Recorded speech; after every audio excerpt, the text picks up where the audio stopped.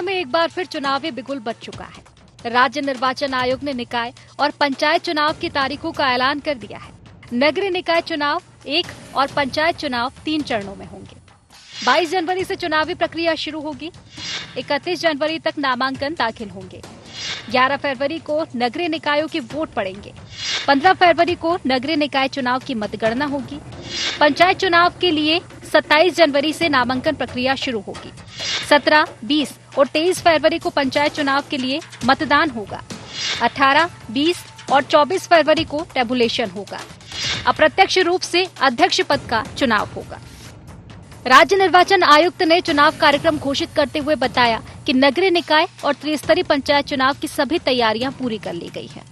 छत्तीसगढ़ में नगरीय निकायों के चुनाव और पंचायतों के चुनाव उसकी आज कार्यक्रम की घोषणा आयोग के द्वारा की गई है और उसके अनुसार नगरीय निकायों के चुनाव 1 चरण में होंगे और जो ग्रामीण संस्थाएं हैं, ग्राम पंचायत, जनपद पंचायत और जिला पंचायत, उनके चुनाव 3 चरणों में होंगे। पब्लिक से मैं अपील करना चाहूँगा कि अपने अधिकार का जरूर उपयोग करें और जिन लोगों को भी आप चाहते हैं कि चुनकर आएं, उन्हें आप वोट दें। नगरीय निकाय और पंचायत चुनाव की तारीखों के ऐलान के साथ ही सियासत में भी तेजी आ चुकी है। विष्णुदेव साय का कहना है कि सरकार ने हर वर्ग के लिए काम किया है। पंचायत और नगरीय निकाय दोनों चुनावों में बीजेपी को बड़ी जीत मिलेगी। वहीं पीसीसी चीफ दीपक बैज चुनावी प्रक्रिया पर ही सवाल उठा रहे हैं। उनका कहना है कि एक और सरकार वन नेशन वन इलेक्शन का दावा करती है और दूसरी ओर छत्तीसगढ़ में नगरीय निकाय और पंचायत चुनाव के नतीजे अलग अलग घोषित किए जा रहे हैं। नगरीय निकाय के परिणाम पहले घोषित होंगे तो पंचायत चुनाव का परिणाम प्रभावित होगा। प्रदेश में नगरीय निकाय और पंचायत चुनाव को लेकर चुनाव आयोग, प्रदेश चुनाव आयोग ने आचार संहिता लगाया है। पंचायत चुनाव 3 चरणों का एक साथ करते हैं और नगरीय निकाय का नामांकन का एक ही डेट है। फिर आप परिणाम क्यों अलग अलग डेट में कर रहे हैं? नगरीय निकाय चुनाव का परिणाम आप 15 फरवरी को घोषित करेंगे और पंचायत चुनाव का 18 फरवरी, 21 फरवरी और 24 फरवरी, 8 से 9 दिन की अंतर है यहाँ। फिर आप 4 चरणों में क्यों परिणाम घोषित कर रहे हैं? हमारा सवाल है। कहीं न कहीं चुनाव परिणाम को प्रभावित करने के लिए तो नहीं। आप तो बड़ा दावा करते हैं कि एक इलेक्शन, वन नेशन। दोनों चुनाव बहुत अच्छे से जीतेंगे, नगरीय निकाय का चुनाव भी और त्रिस्तरीय पंचायती राज का चुनाव भी, क्योंकि 13 महीने में जो हमारी सरकार ने छत्तीसगढ़ के 3 करोड़ जनता के लिए काम किया है, हर वर्ग के लिए काम किया है, मोदी की गारंटी को पूरा किए हैं और जिस तरह से हम लोगों को रायपुर दक्षिण विधानसभा के उपचुनाव में भी सफलता मिली है, तो मुझे पूरा विश्वास है कि छत्तीसगढ़ की जनता का भरपूर आशीर्वाद हमारी पार्टी को मिलेगा। लंबे इंतजार के बाद आखिरकार छत्तीसगढ़ में स्थानीय चुनाव की तिथि घोषित हो चुकी है, लेकिन इसको लेकर राजनीति नहीं थम रही। देखना ये है कि निकाय और पंचायत चुनाव के परिणाम घोषित करने की अलग अलग तारीखों पर कांग्रेस की आपत्ति पर राज्य निर्वाचन क्या कदम उठाता है। और इससे भी बड़ा सवाल ये कि शहरी और ग्रामीण सत्ता पर किसका वर्चस्व होता है। रायपुर से अद्वैत नाइक की रिपोर्ट।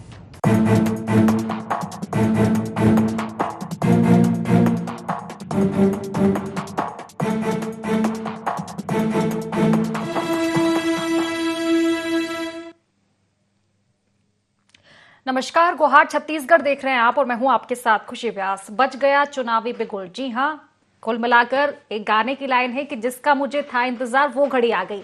तो कुल मिलाकर छत्तीसगढ़ में कांग्रेस को जिसका इंतजार था शायद वो घड़ी आ गई है, क्योंकि लगातार अगर निकाय चुनाव की हम बात करें तो लगातार सवाल उठाए जा रहे थे कि आखिर चुनाव कब होंगे। पहले चुनाव की देरी पर सवाल उठे, चुनाव की प्रणाली पर सवाल उठे और तमाम चीजों से अब विराम हट चुका है, क्योंकि अब तारीखों का ऐलान भी हो चुका है। चुनावी बिगुल बज चुका है। नगरीय निकाय और त्रिस्तरीय पंचायत चुनाव छत्तीसगढ़ में होने वाले हैं। आपको बता दें कि निर्वाचन आयोग ने चुनावी तारीखों का ऐलान कर दिया है। आपको बता दें कि नगरीय निकाय के जो चुनाव है 1 चरण में खत्म किए जाएंगे और अगर बात हम पंचायत चुनाव की करें तो पंचायत चुनाव 3 चरणों में होने वाले हैं। चुनाव की तारीखों का ऐलान हो चुका है, लेकिन सवाल एक बार फिर से उठ चुका है कि पंचायत चुनाव 3 चरणों में क्यों। ये विपक्ष ने सवाल उठाए हैं कि एक तरफ बीजेपी बात करती है वन नेशन वन इलेक्शन की, लेकिन दूसरी ओर पंचायत चुनाव ही 3 चरणों में किए जा रहे हैं। इससे आगामी प्रभाव क्या कुछ पड़ेंगे, तमाम तरह के सवाल है, दावे, वादे और सवाल। जवाब का इंतजार है जो कि जनता देगी नतीजों में। हालांकि इसी को लेकर आज हम चर्चा करेंगे, लेकिन उससे पहले गुहार पॉइंट्स जान लेते हैं। शहर और गांव सरकार की जंग, वोटर्स किसके संग? भाजपा के पास विकास का पासा, कांग्रेस चलेगी कौन सा दांव? ईवीएम से नगरीय निकाय चुनाव पर भरोसा करेगी कांग्रेस? अलग अलग तारीखों में परिणाम से प्रभावित तो नहीं होंगे चुनाव?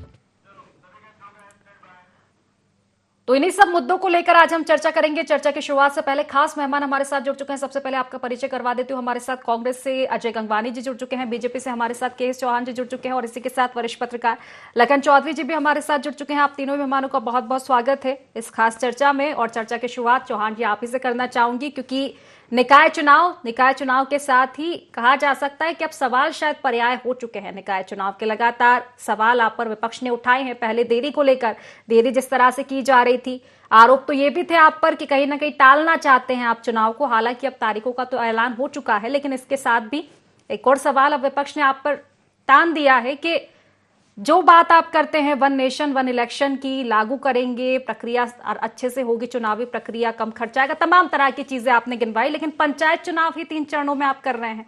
चुनाव प्रभावित होने की बात कह रहे हैं। देखिए खुशी जी, सबसे मेन बात यह है कि कोई भी चुनाव एक साथ होता है, लेकिन उसके चरणों में ही होता है। ऐसा कोई भी एक चुनाव बता दीजिए छत्तीसगढ़ का जिसमें चरणों में ना हुआ हो। दूसरी बात, पंचायत चुनाव जो है वो बस्तर में भी होने हैं, दूर दराज के इलाकों में भी होनी है। सुरक्षा की व्यवस्था और व्यवस्था के हिसाब से, सुरक्षा और व्यवस्था के हिसाब से ये सभी चीजें रखी गई।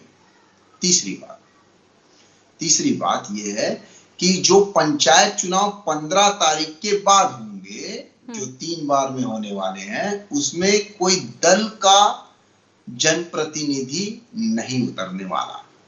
वहां पर वो जो प्रतिनिधि उतरते हैं वो बिना दल के उतरते हैं। दूसरी बात और सबसे मेन बात, ये जो चुनाव की तारीखें हैं और जो तय की गई है वो चुनाव आयोग के द्वारा, प्रदेश चुनाव आयोग के द्वारा की गई है। ठीक है, वो संविधान के हिसाब से और कानून के हिसाब से है या नहीं है, ये मेन प्रश्न है। और ये कानून के हिसाब से और संविधान के हिसाब से है, और अगर नहीं है, जिसको भी अगर आपत्ति है तो वो सीधा कोर्ट जा सकता है। बिल्कुल कोर्ट, मतलब अगर ये संविधान के हिसाब से नहीं है, कानून के हिसाब से नहीं है, तो तुरंत रोक दीजिए। और निर्वाचन आयोग को बहुत सारे हम पहले भी देख चुके हैं कि निर्वाचन आयोग को कुछ तब्दीलें करनी पड़ी। अब कोर्ट का, लेकिन इशारा तो आपकी ओर ही हो जाता है ना। बात कही जा रही है कोर्ट तक जाने की, लेकिन इशारा आप पर जाता है, चाहे फिर ईवीएम की बात हो या निर्वाचन आयोग की तारीखों की बात हो। सुनिए खुशी जी, सबसे मेन बात यही है ना। हाँ। मैं आपको वही तो बोल रहा हूं कि अगर आप सही हैं, अगर आपको आपत्ति है तो आप जाइए कोर्ट। हाँ। अब ये इनकी समस्या क्या है मैं ये बता देता हूं आपको। ये सॉल्यूशन नहीं चाहते, ये हल्ला चाहते। ये हल्ला क्यों चाहते हैं? क्योंकि इनके पास मुद्दा नहीं है, और क्योंकि इन्होंने अपनी हार पहले स्वीकार कर ली है, लड़ने से पहले स्वीकार कर ली है। तो इस वजह से अब ये चुनाव में जब हारेंगे, इनकी खुद की तैयारी नहीं है। चलिए ठीक है, इसका जवाब ले लेती हूँ। अगली प्रतिक्रिया मैं आपके पास लौटूंगी चौहान जी। अजय जी से जवाब ले लेती हूँ। अजय जी देखिए, ईवीएम पर सवाल उठाना तो मुझे लगता है कि शायद ये अब परंपरा सी बन गई कि ईवीएम पर तो सवाल उठ ही रहे हैं। खैर हर चुनाव में इस पे नहीं आऊंगी क्योंकि फिलहाल ईवीएम को लेकर बात नहीं हो रही है। 3 चरणों में जो चुनाव पंचायत के करवाए जा रहे हैं, दीपक बैज जी ने सवाल उठा दिए हैं इस पर भी कहीं ना कहीं। और जिस तरह से बीजेपी का कहना है कि ये सिर्फ देखा जाए तो ये मुद्दा है नहीं आपके पास, क्या वाकई घबराई हुई है कांग्रेस? क्योंकि पिछले चुनाव में जो हमने देखा था, ये बात कही जाती कि जो दल सत्ता में रहता है, निकाय चुनाव उसके पक्ष में जाते हैं। पहले कांग्रेस के पक्ष में गए थे और अब कयास लगाए जा रहे हैं कि बीजेपी को बढ़त मिल सकती है। देखिए, थोड़ा मुझे समय दीजिएगा, बहुत महत्वपूर्ण विषय पे आपने डिबेट रखी, मैं बिंदुवार बात रखना चाह रहा हूँ। सबसे पहले मेरे मित्र चौहान जी बड़े बड़े दावे कर रहे हैं, संविधान और कानून के पालन की बात करते हैं। पूरे जिस प्रकार से देश में संविधान का गला घोटा जा रहा है, देश की जनता छत्तीसगढ़ देख रही है। महत्वपूर्ण बात यह है कि एक तरफ ये कहते हैं कि भैया वन नेशन वन इलेक्शन, जब जो दो चुनाव हो रहे हैं मात्र नगरीय निकाय और पंचायत चुनाव, ये सिर्फ दो चुनाव को एक साथ यहाँ उपस्थित करके नहीं सही ढंग से ऑर्गेनाइज कर पा रहे हैं, तो क्या पूरे देश में लोकसभा, विधानसभा, नगरीय निकाय, पंचायत चुनाव को एक साथ किया जा सकता है? अभी मेरे मित्र खुद कह रहे हैं कि भैया बस्तर में चुनाव करना है, सरगुजा अलग अलग क्षेत्र है, तो उस हिसाब से। दूसरी हमारी आपत्ति अलग अलग चुनाव से नहीं है। आज अभी तक जितने भी चुनाव खुशी जी होते हैं विभिन्न राज्यों में, चुनाव एक जो आयोजन करता है चुनाव का, ये मतदान की तारीख अलग अलग हो सकती है, हमें आपत्ति उस बात पे नहीं है। आपत्ति इस बात पे है कि जो चुनाव का परिणाम आना चाहिए वो एक साथ आते हैं। आज लोकसभा चुनाव पूरे देश में ऑर्गेनाइज होता है, 1 महीने से ज्यादा समय के बाद पूरे सारे एक साथ चुनाव का रिजल्ट आता है ना।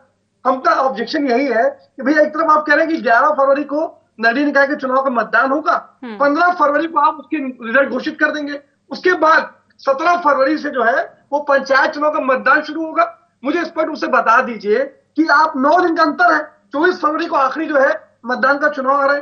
क्या ये संभव नहीं था चुनाव आयोग द्वारा कि 15 फरवरी के जो परिणाम थे उसको भी 24 किया जाए?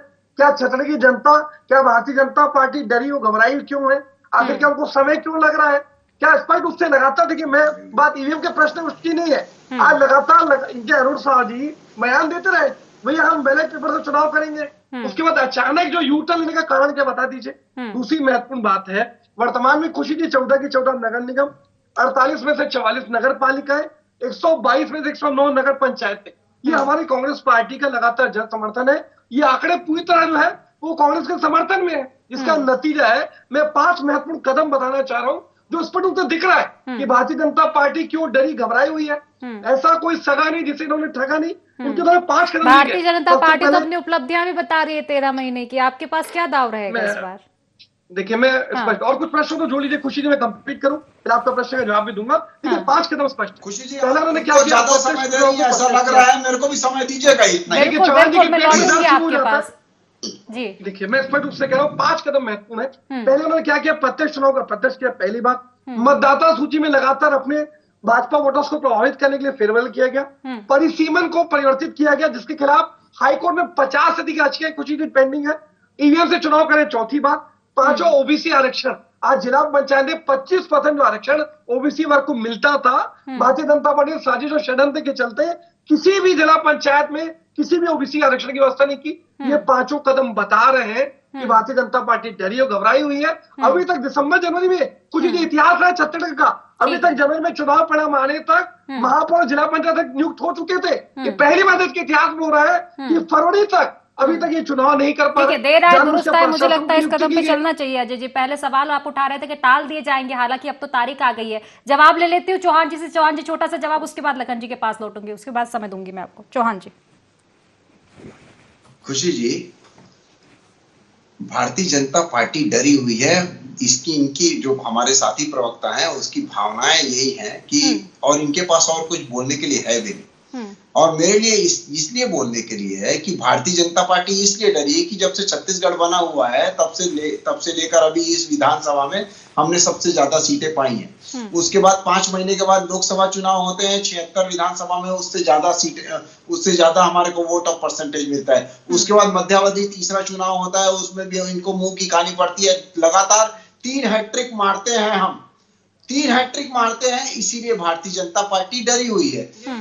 हमने 1750 नक्सलियों को सरेंडर करवाया, गिरफ्तार करवाया, 220 लोगों को मारा और 100 से ज्यादा मुठभेड़ हुई, जितनी ये 5 साल में नहीं कर पाए, इसीलिए भारतीय जनता पार्टी डरी हुई है।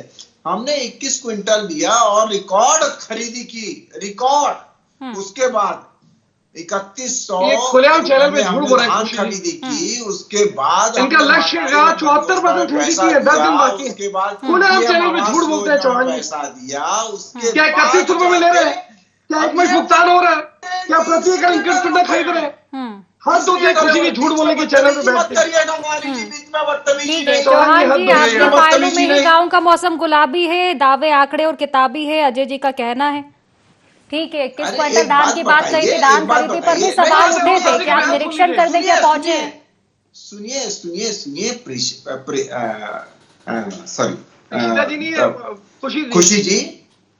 खुशी जी सुनिए, देखिए हमारे में सब भूल गए मेरे मित्र खुशी जी। मेरी बात सुनिए, देखिए आप खुशी जैसी दिखती भी है, और उसके बाद मैं ये बोलना चाहता हूं खुशी जी कि उसके बाद ये 3 बार लगातार हैट्रिक कैसे दे रही है भारतीय जनता पार्टी को, जनता प्रतिसाद कैसे दे रही है, जनता कैसे आशीर्वाद दे रही है, वोट पे वोट दिए जा रही है, क्यों दी जा रही है, क्या बात है? जनता किसी की नहीं होती, किसी पार्टी की नहीं होती है, वो किसी की नहीं होती, क्या उचित रहता है वो होती है। ठीक है, सबसे मेन बात ये है, ठीक है, जनता किसको आशीर्वाद देगी देखने वाली बात होगी चौहान जी, लेकिन मौका भी तो आप ही देते हैं ना विपक्ष को। अगर आरक्षण की प्रक्रिया समय रहते संपन्न होती, देरी नहीं होती, लेट लतीफे पर सवाल नहीं उठते। अब देखिए निर्वाचन आयोग ने तारीख तय की होगी, लेकिन इशारा आपकी हो रही कि आपके इशारे पर निर्वाचन आयोग काम करता है, ईवीएम काम करता है, ये तो उनका पहले से ही कहना है। मैं ये बोल रहा हूँ, खुशी जी बहुत अच्छा प्रश्न मैं ये बोल रहा हूँ, सबसे मेन बात ये है कि अगर कुछ गलत हुआ है तो कांग्रेसी प्रवक्ता, कांग्रेसी पार्टी या कोई अन्य हमारे छत्तीसगढ़ वो कोर्ट में क्यों नहीं जा रहे हैं? सबसे मेन बात ये है कि ये कानून के हिसाब से, संविधान के हिसाब से एकदम सही है, उसके हिसाब से ये काम किया गया है। और जो ये बोल रहे हैं कि 3 बार में चुनाव परिणाम आएंगे, तो मेरे भाई आपको ये आपका नॉलेज दुरुस्त कर दूं कि उसमें कोई पार्टी का विशेष का प्रतिनिधि नहीं उतरेगा। जवाब देना चाहूंगा इस बात का। ठीक है, एक नजर हाल ही में जो विधानसभा चुनाव निकले केएस चौहान जी, उस पर भी डालिएगा, चरण तो वहां भी थे। 1 नेशन 1 इलेक्शन की जब बात करते हैं तो अच्छी बात है ना, उदाहरण दीजिए छत्तीसगढ़ में एक साथ करके आप, ये आपकी और उपलब्धि होगी। सुनिए खुशी जी मुझे 1 मिनट का समय दीजिएगा। पंचायत चुनाव में ऐसा ही होता है खुशी जी। पिछली बार आप देख लीजिए, पिछली बार देख लीजिए कि जिस दिन मतदान होता है वो अलग बात है, लेकिन जब बात करते हैं आप दावे करते हैं अगले दिन तक परिणाम निकल जाते हैं। ठीक है, चलिए ठीक है, पर्याप्त समय मिला है आपको। अजय जी के पास लौटूंगी दूसरी प्रतिक्रिया में, लेकिन पहले लखन जी से जवाब ले लेती हूँ। लखन जी देखिए, निकाय चुनाव की अगर बात करें, और मैं फिर से जिक्र करूंगी कि निकाय चुनाव की जब से सुगबुगाहट हुई है, सवालों का जो दौर है, आरोपों का दौर है, वो भी शुरू हो चुका है। पहले निकाय चुनाव की टाइमिंग पर सवाल उठता है, प्रणालियों पर सवाल उठता है, तारीख फाइनली तय हो चुकी है। हालांकि विपक्ष के आरोप थे कि टाला जा रहा है कहीं ना कहीं बीजेपी की ओर से चुनाव, साय सरकार की ओर से। हालांकि चुनाव की तारीख आ गई है, लेकिन अब चरणों में बात फंस गई है। यहां भी सवाल है, दावा किया जा रहा है कि चुनाव के जो चरण में अलग अलग नतीजे आएंगे, वो कहीं ना कहीं चुनाव को प्रभावित भी कर सकते हैं। आपका क्या नजरिया लखन जी? देखिए, निश्चित तौर पर चुनाव के परिणाम जो 3 चरण में घोषित होने की जो है आज घोषणा जो हुई है पंचायत चुनाव के खासकर, तो देखिए उससे प्रभावित तो होता है। आप पहले फेज के परिणाम घोषित कर देंगे 18 तारीख को, फिर उसके बाद दूसरा चुनाव होगा, तो इससे बहुत सारे जो मतदाता होते हैं वो प्रभावित तो होते हैं, इसमें कहीं कोई दो राय नहीं है। लेकिन देखिए ये भी सच्चाई है कि खास करके जो सत्ता पक्ष होता है देखिए अब बहुत पुरानी चीजों को हम ना दोहराए, पिछले ही चुनाव को दोहराए।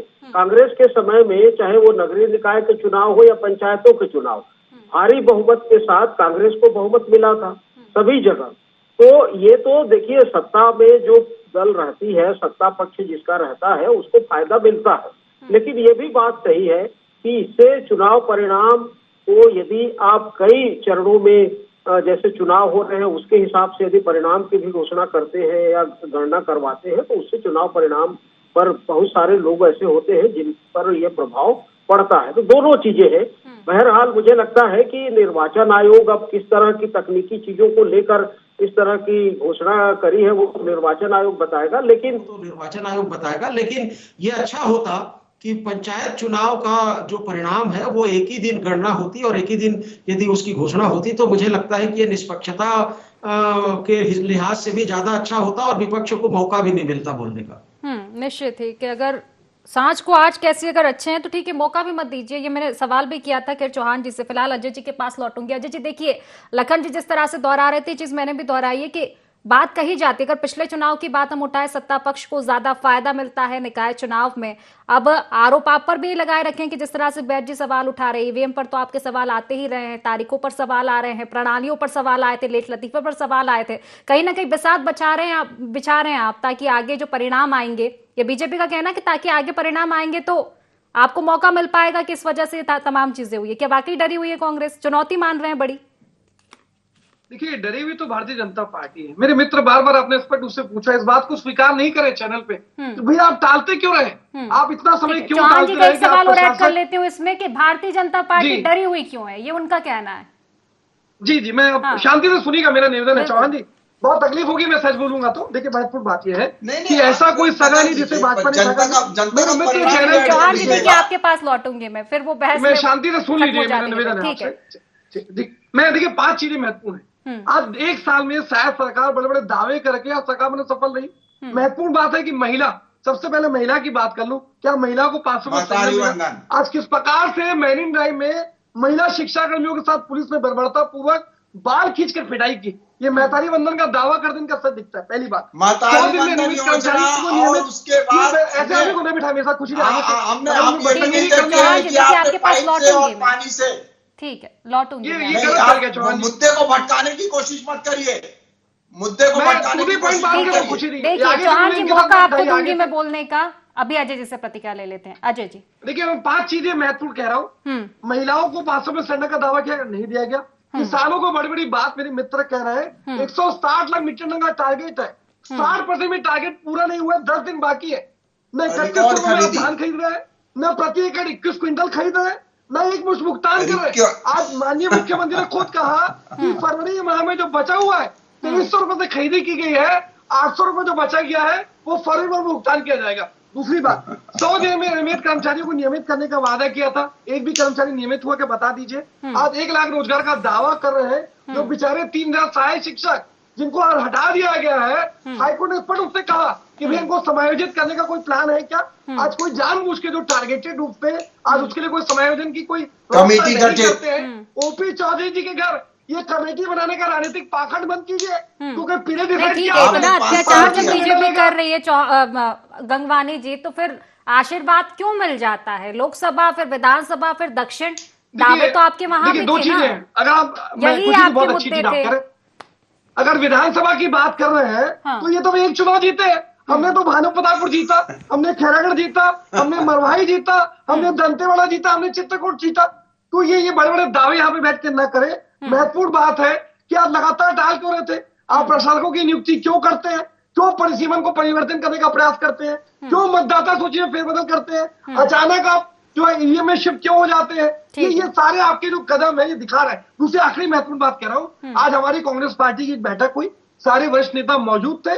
आज हमने एक ब्लूप्रिंट, एक पूरी रोड मैप, एक पूरी कार्ययोजना लेके चल रहे हैं। इस 2 चरण के चुनाव है, हम जानदार ही दर्ज करेंगे, चाहे नगरीय निकाय चुनाव की बात करो या पंचायत चुनाव की। आज एक आपने बात कही, आज 15 साल से हम तो विपक्ष में रहे 10 साल, तो भी हमारा महापौर है, हमारी तिरमई नायक महापौर थी, हमारे प्रमोद दुबे जी महापौर है, हमारे ईरान डीवर महापौर है। 15 साल तक राजधानी में हमारा महापौर है, फिर इतिहास दोहराएंगे यहाँ पे। ठीक है, चलिए चौहान जी से जवाब ले लेती हूँ। चौहान जी इतिहास बदल पाएंगे?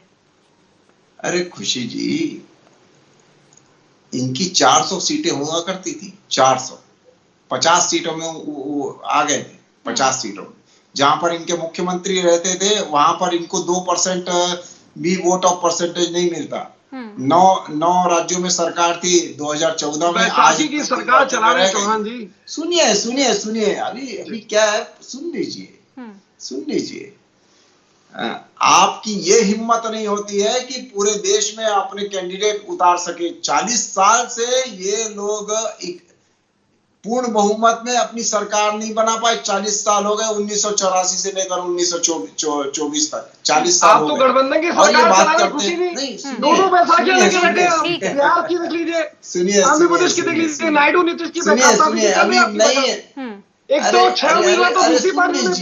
सुन लीजिए, कड़वा कितना सच, कितना कड़वा लगता है गंगवानी जी।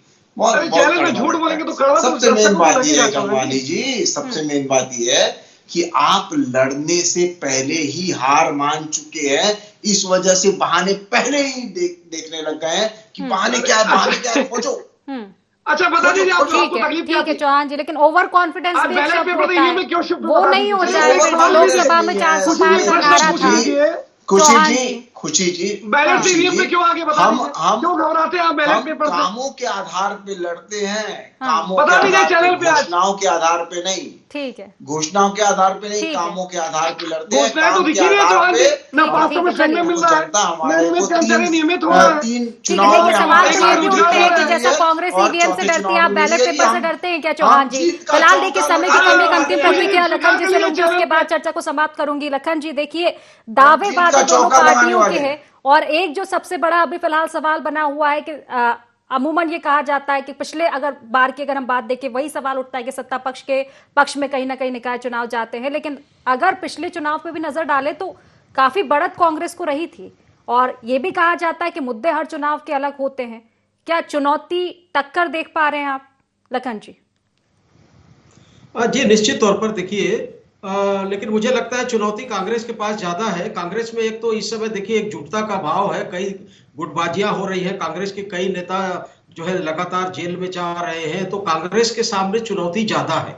और भाजपा जो है बहुत तैयारी के साथ, पूरी तैयारी के, देखिए तैयारी को अंजाम देने के लिए ही इन्होंने चुनाव को डिले किया है। 2-2.5 महीने का जो समय अतिरिक्त मिला भाजपा को, तो उसमें भाजपा ने अपनी पूरी तैयारी की।